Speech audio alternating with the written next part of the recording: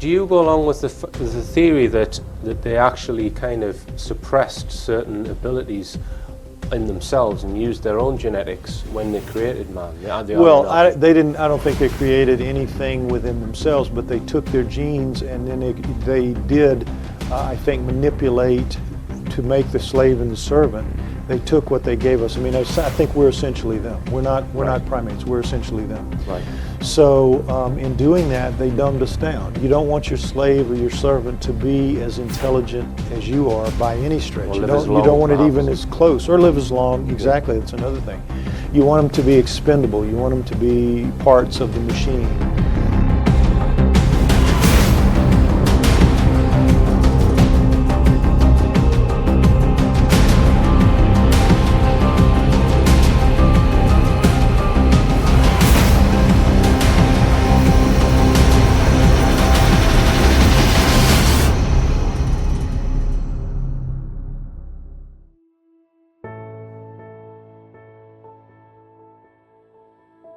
Working from the same archaeological discoveries, artifacts, and recovered records as archaeologists and linguists have for 200 years, Zecharia Sitchin propounds that the Anunnaki, an advanced civilization from the 10th planet in our solar system, splashed down in the Persian Gulf area around 432,000 years ago and colonized the planet with the purpose of obtaining large quantities of gold.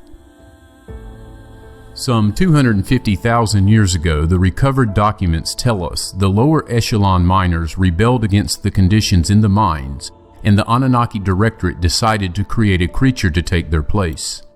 Enki, their chief scientist, and Ninhursag, their chief medical officer, after getting no satisfactory results splicing animal and Homo erectus genes, merged their Anunnaki genes with that of Homo erectus and produced us, homo-sapiens, a genetically bicameral species for their purposes as slaves.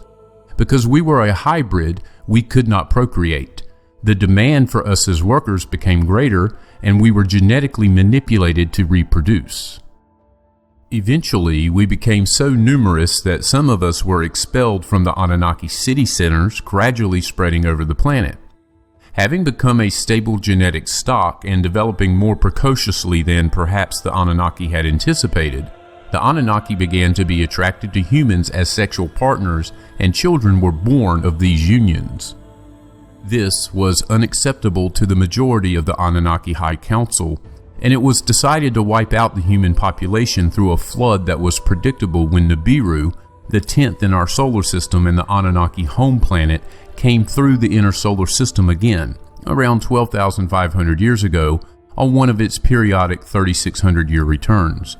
Some humans were saved by the action of the Anunnaki official Enki, who was sympathetic to the humans he had originally genetically created. For thousands of years, we were their slaves, their workers, their servants, and their soldiers in their political battles among themselves. The Anunnaki used us in the construction of their palaces, their cities, their mining and refining complexes, their astronomical installations on all the continents. They expanded from Mesopotamia to Egypt to India to South and Central America, and the stamp of their presence can be found in the farthest reaches of the planet. Around 6,000 years ago, the Anunnaki, probably realizing that they were going to phase off the planet, gradually began to bring humans to independence. Sumer, a human civilization, amazing in its sudden, mature, and highly advanced character, was set up under their tutelage in Mesopotamia. Human kings were inaugurated as go-betweens, foremen of the human populations answering to the Anunnaki. A strain of humans, genetically enhanced with more Anunnaki genes, was initiated to form a bloodline of rulers. These designated humans were taught technology, mathematics, astronomy, advanced crafts, and the ways of advanced civilized society, in schools called now mystery schools, but there was no mystery about them.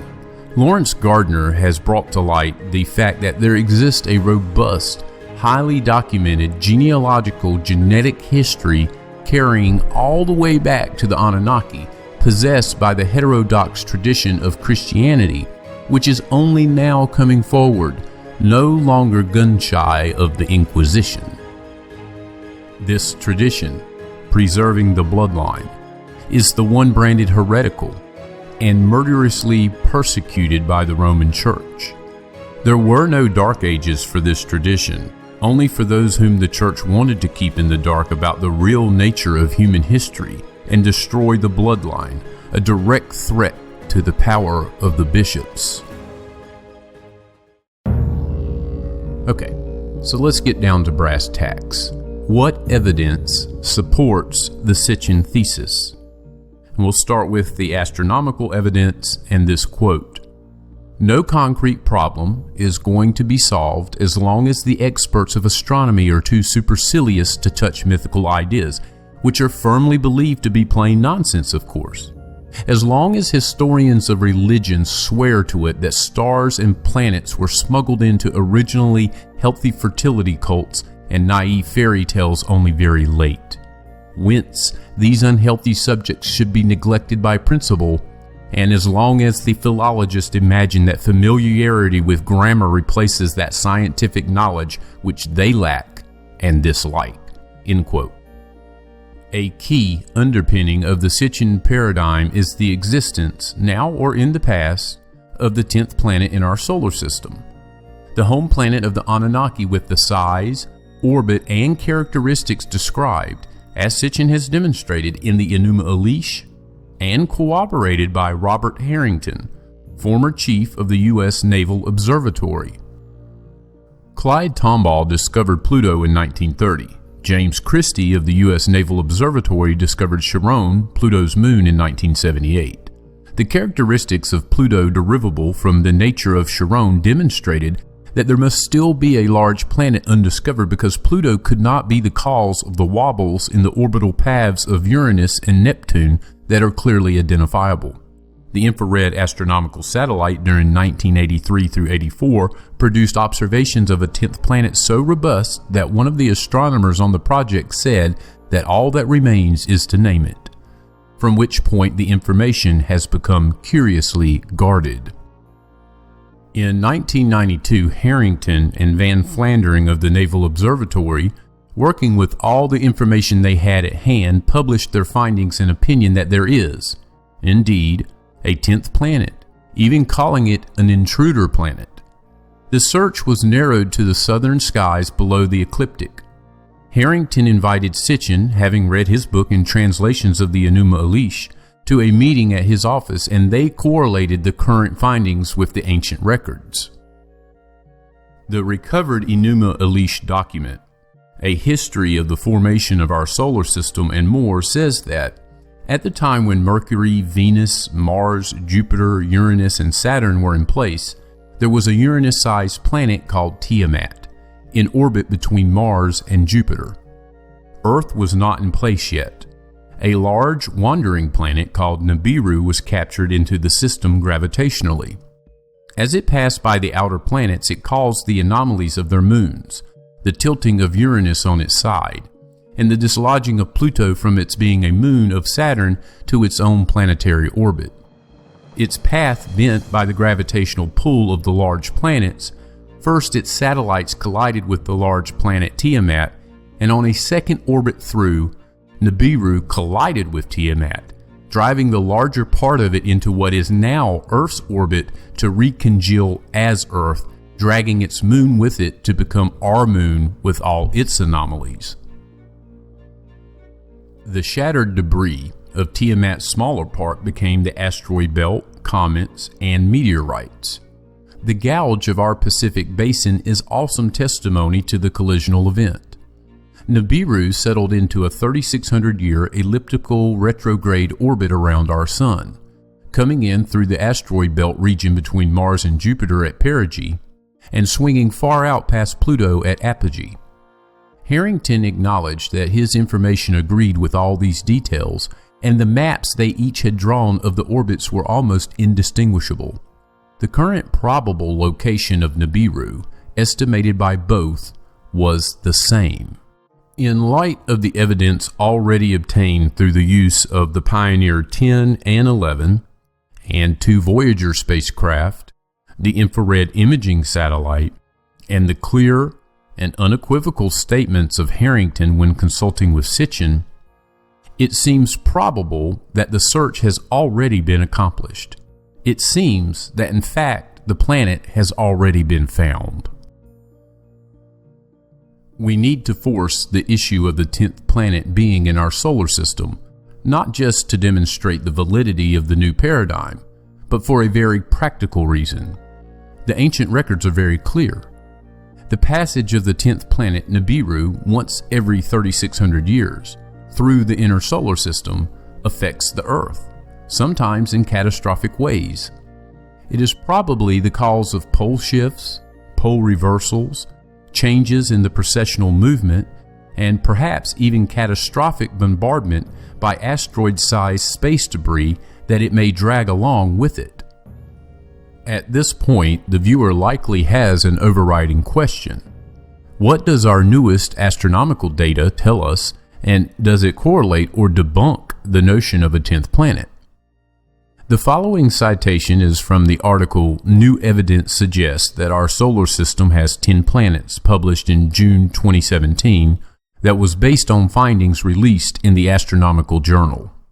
Catherine Volk and Renu Malhotra at the University of Arizona have noticed some strange movement out in the Kuiper Belt, movement that they believe could suggest the existence of a 10th planet. To break this down a bit, objects in the Kuiper Belt are far enough away from the other major bodies in our solar system that the gravitational influence of the large planets doesn't impact them, at least not to a measurable degree. However, their movements can still be predicted thanks to sky surveys and a host of advanced technologies. Notably, if these predictions don't match up, it may mean there's another object, another large body past our vision whose gravity is impacting the movements of the Kuiper Belt objects. The search has led scientists to believe that it is orbiting around 700 AU from the Sun. However, Volk and Malhotra believe that the 10th planet could be much closer, as the orbit of Kuiper Belt bodies shifted beyond 50 AU. Volk asserts, "It would have to be quite a fluke for this not to be a real effect. We think there is a real signal there, and this implies an additional planet." The recorded historical documentation for the existence and deeds of the Anunnaki has become gradually available to us only since the early 1800s. The excavation of the ancient sites of Mesopotamia brought to light the amazingly advanced civilization of Sumer, and with it thousands of clay tablets containing not only mundane records of commerce, marriages, military actions, and advanced astronomical calculation systems, but of the history of the Anunnaki themselves. It is clear from those records that the Sumerians knew these aliens to be real flesh and blood. The library of the ruler Ashurbanipal at Nineveh was discovered to have burnt down, and the clay tablets held there were fired, preserving them for our reading. One of the most impressive finds in very recent time has been a sealed 9-foot by 6-foot room in Sippar holding, neatly arranged on shelves, a set of some 400 elaborate clay tablets containing an unbroken history of those ancient times, a sort of time capsule. The evidence is so overwhelming and robust that if it weren't for those with power enough to suppress, it would have been accepted and our worldview changed a century ago, or perhaps sooner. In fact, it is the assertion of the archive that Zecharia Sitchin's research represents the pinnacle of understanding this documentary evidence thus far. And as a result, his translations and interpretations have been persistently attacked. It makes sense when you think about it. The current academic status quo surely cannot admit to such incompetence, right? So, in order to preserve the current paradigm, their own opinions, speculations, and subjective analyses are employed to discredit what is probably the real truth. As you may know, the archive's favorite quote is, "All truths begin as blasphemies." and that indeed directly applies to our mission. In Part 2, the archive, with the assistance of Alessandro de Montes, will be taking to task these so-called academic experts by using their own research and its inaccuracies. The recovered records place the location of the Anunnaki laboratory where the first humans were literally produced in East Central Africa, just above their gold mines. This falls precisely on the map where the mitochondrial DNA places the first woman homo-sapiens, and in the same period. The gold mining engineers of Africa have found 100,000-year-old gold mines in that area. The evidence for and description of advanced genetic engineering is all there in the ancient documents. Our rapid progress from inception to going to Mars soon, after only 250,000 years, does not correspond to the million-year periodicities of slow evolutionary development of other species such as Homo erectus before us. As so many thinkers have pointed out, we are radically different, possessing many anomalies. The viewer may be excited to know that the archive will be releasing an entire presentation later this year devoted to the topic of Anunnaki genetic engineering of humans. How could the Anunnaki, clearly described as comfortable in Earth gravity and atmosphere, very similar to current humans in all ways, have evolved on a planet within our solar system whose orbital apogee takes it into the deep cold of space for much of its orbit? The ancient records repeatedly describe Nibiru as a radiant planet. This may be understood as having a high core temperature. Although controversial, there is also astrophysical opinion that a large body in elongated orbit is constantly tending towards circular orbit, and this causes stresses in the body that could generate a good deal of heat. That their planet is gradually cooling may be indicated by Sitchin's interpretation of their colonizing Earth, for the purpose of obtaining large quantities of gold for molecular seeding of their atmosphere with a reflective gold shielding. Pertinent here is Harrington's confident statement to Sitchin that it is, quote, a nice, good planet, could be surrounded by gases, probably an atmosphere, and could support life like ours, end quote. The sunlight level there might be quite different than on Earth. The Anunnaki were often depicted or sculpted with what seemed to be sunglasses. If, however, the Anunnaki evolved on a radically different planet from Earth under quite different conditions to which to adapt, why should they have turned out to be so identical to human species? Sitchin's answer is based on the collisional event between the intruder planet Nibiru and the planet Tiamat, the residual part of which recongealed into the Earth after being driven into current Earth orbit. That the two, or at least one, of the colliding planets was sufficiently developed to have evolved basic organic compounds, perhaps even simple life, the cross-seeding of everything from amino acids to more complicated organic compounds, or even primitive organisms, could account for the evolutionary similarity. This potential collision actually could be considered an extreme example of panspermia. This concludes Part 1. However, for many viewers, we suspect you will want more detail, especially regarding the scientific objections to the ancient astronaut hypothesis. For an extensively detailed discussion of that subject, the archive recommends viewing the two-part presentation titled The Nibiru Truth, and links are provided in the description.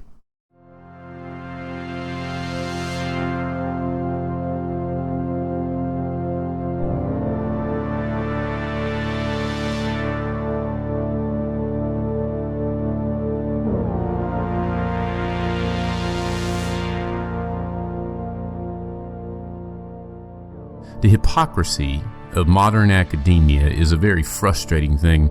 You know, in many ways, academia can be compared to a church.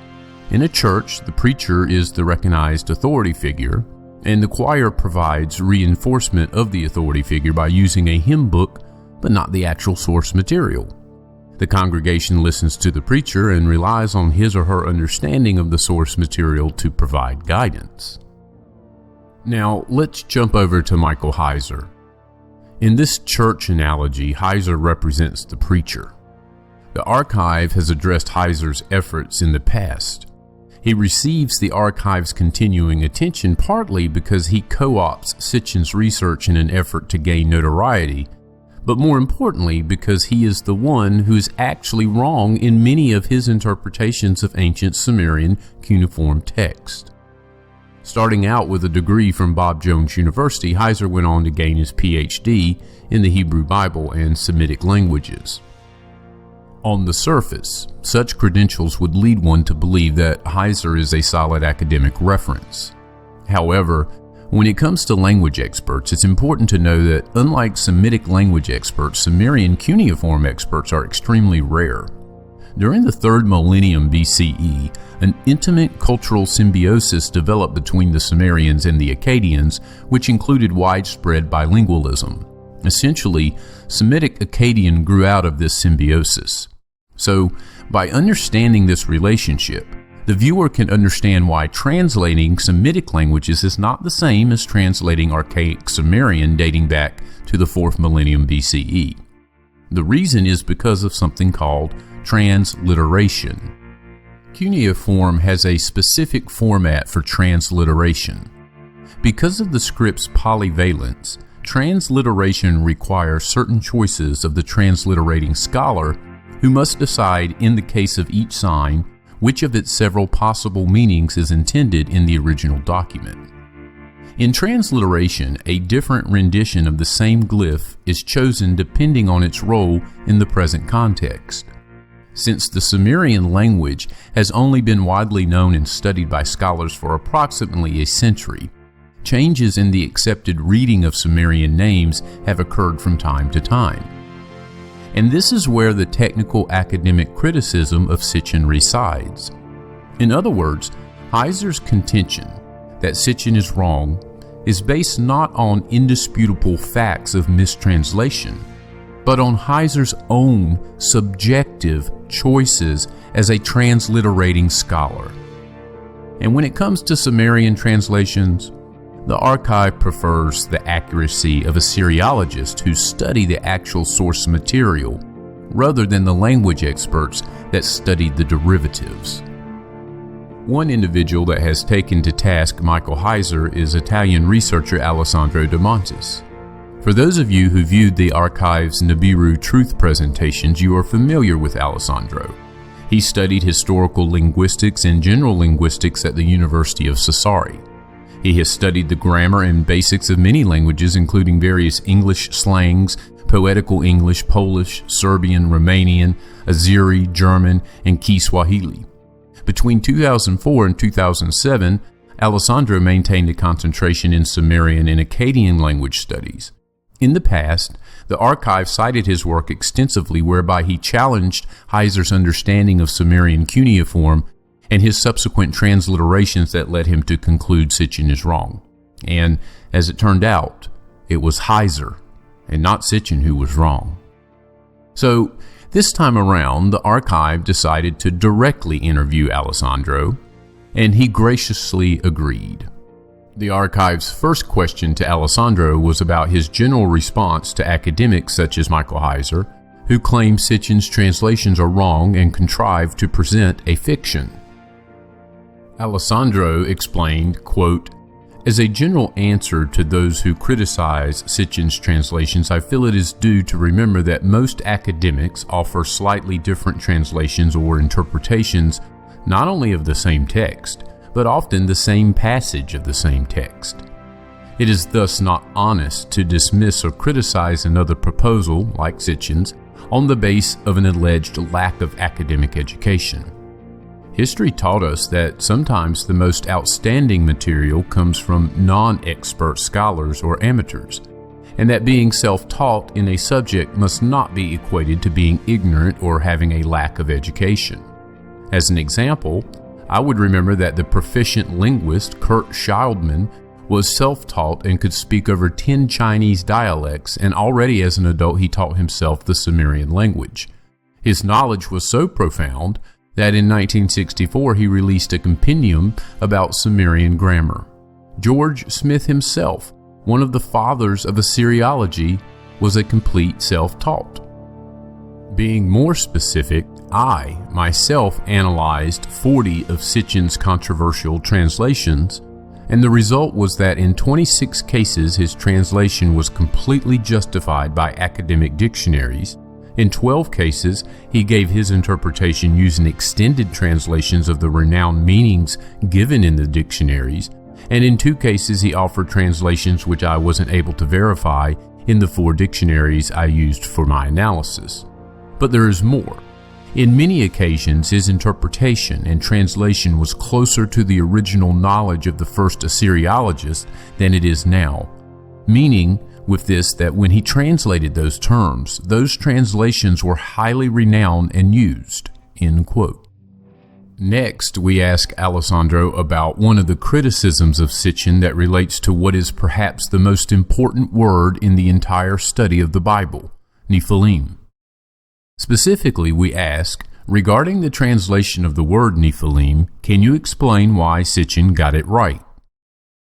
Alessandro's response is as follows, quote, "To be very brief, Sitchin's translation of the fallen ones, or those who descended, is correct, since it is an interpretation he is making to adapt the real meaning to the multiple context he faces.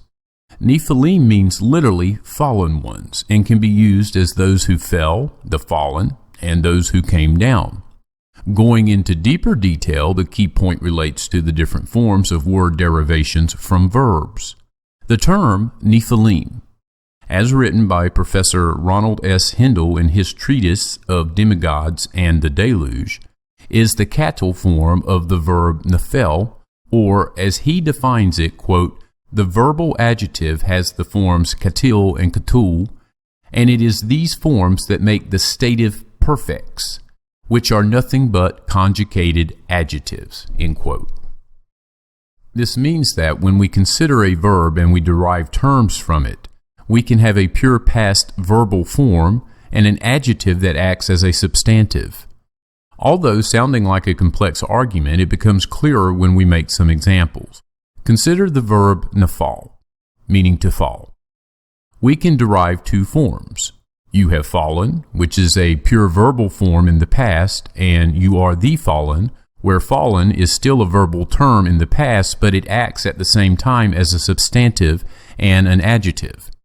In many languages, the 2 forms are written in the same exact way, but in some other languages, we have 2 distinct forms.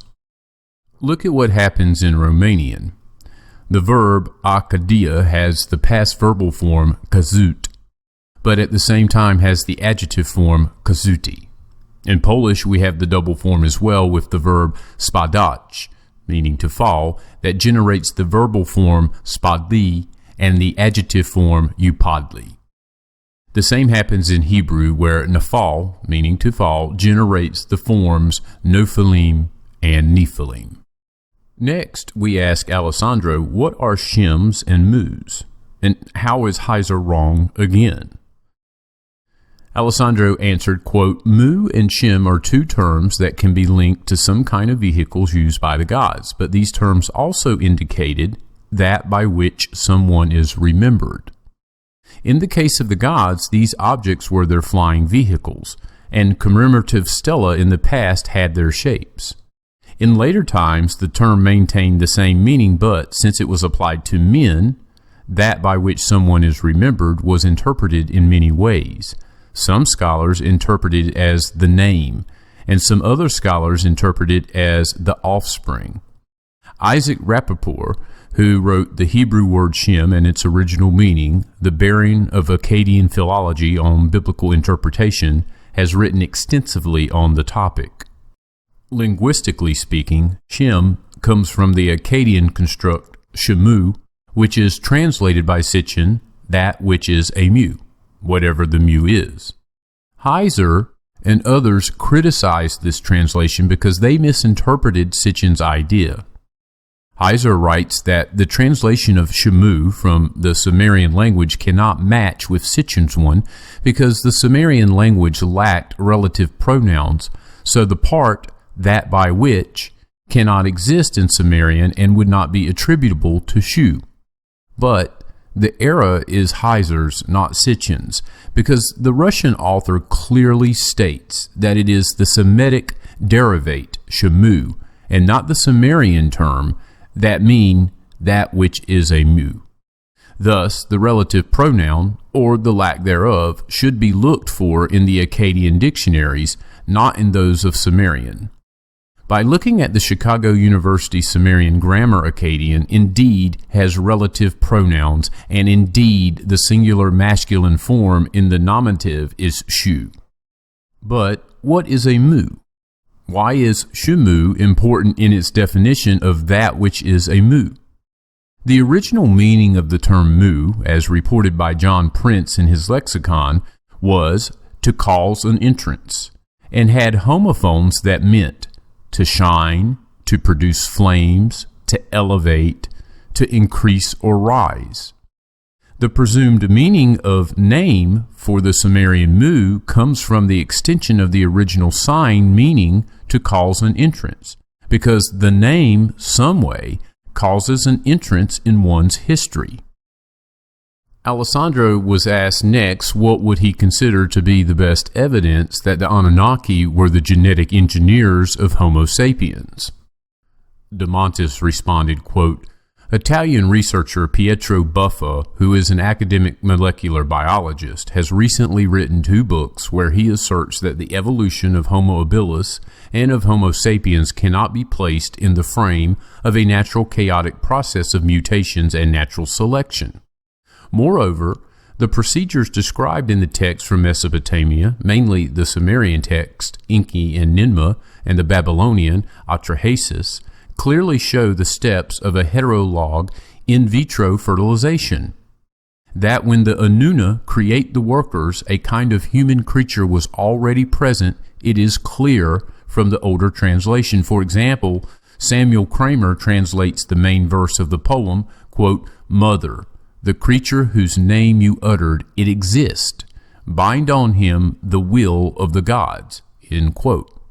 This clearly states that in order to obtain the creature which was meant to work in place of the Anunna, the basis was already existing, and it only needed some sort of modification. This involved clays, and nowadays we know that the Mont-Millerite clay is a strong catalyst of biological processes.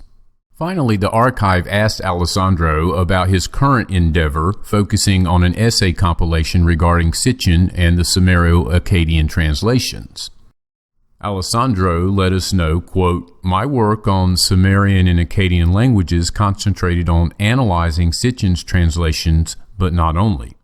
I also analyzed some ambiguous verses in many tablets using academic transliterations, which could be interpreted in different ways.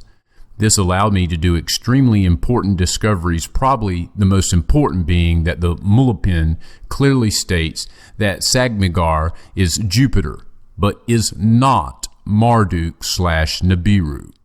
I should say that I've rediscovered this notion because it was well known to King when he analyzed the tablets in the British Museum collections. He wrote in his book, quote, It should be noted that throughout the list, the sign is merely employed as a graphical symbol denoting a fresh item in the list or merely marking the beginning of a line. It is not to be rendered as 1, since in some cases the item marks contain the names of 2 stars counted separately in the total. End quote. And since the sign occurs both at the beginning of line 37 and at the beginning of line 38, the object mentioned in those lines are clearly 2 distinct objects. This completely destroys the association of Nibiru/Marduk with Jupiter, and leaves place for the identification of Marduk/Nibiru with some other object. The archive extends its gratitude to Alessandro once again for him taking the time to participate in this interview. It is certainly fascinating when we dig down into the linguistic trenches with scholars like De Montes and find where academia is inaccurate or in error. Some viewers may be saying to themselves that this presentation may have been mistitled regarding the word evidence. And if you were looking for a crashed spaceship with the bones of Enki inside, indeed this would have been a disappointing video. If, however, you are focused on authentic, tangible records that explain the creation of the solar system and mankind, then evidence abounds. And that is why the archive respects scholars like de Montes for spotlighting academia's relentless need to debunk the evidence as being simple mythos. Academia deems Sitchin is wrong, yet with each passing day, it seems scientific and archaeological discoveries serve to bolster the veracity of Sitchin's thesis, while those same discoveries are causing the academics to rewrite their textbooks.